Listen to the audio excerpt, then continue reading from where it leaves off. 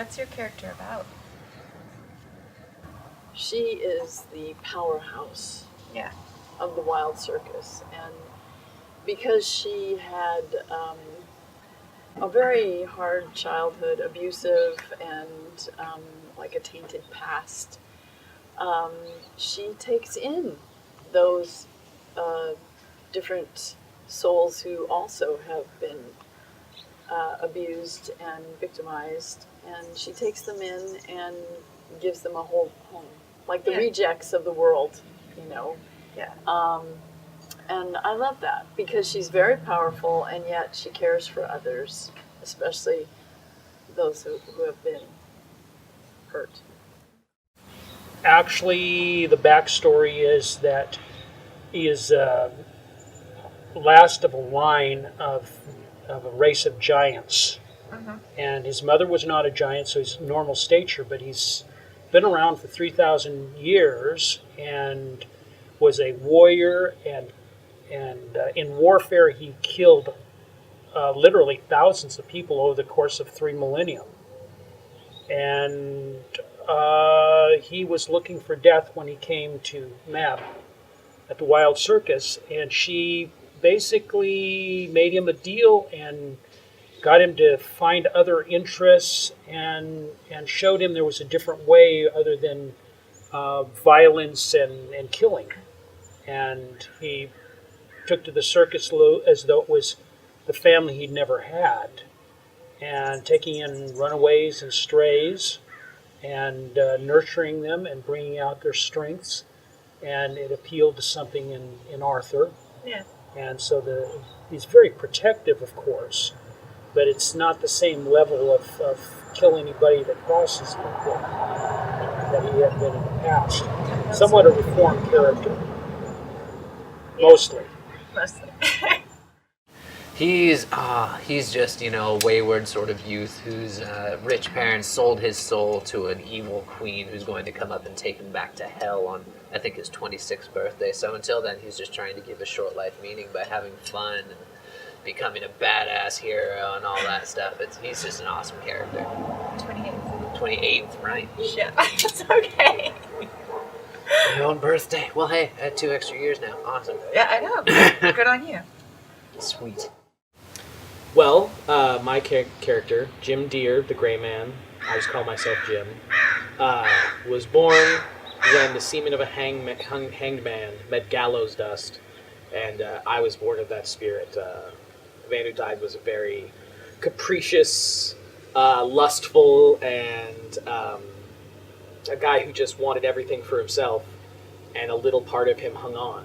And there's none of that specific personality left in me, but it is I'm playing a being who's trying to gather as much power to myself as much as I can, no matter what, and just for the pure lust of power too. There's not a lot behind it, so my character is trying to make everything go his way without having to directly interact as much as possible. Just kind of moving pieces around a chessboard is what he's trying to do.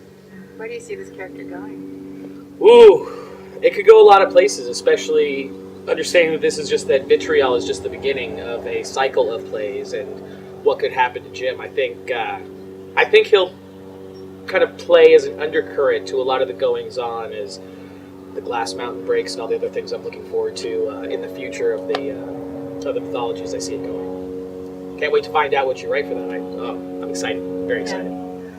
Actually, that would be a big spoiler. So never mind. Not for you. For him later. My character is a young witch who's kind of trying to figure out her way. She's not sure if she wants to stay with the circus or go and find out her own adventures, and she meets a young man and she falls in love. Cool. So this is kind of her adventure. Devin, you're playing several roles in this.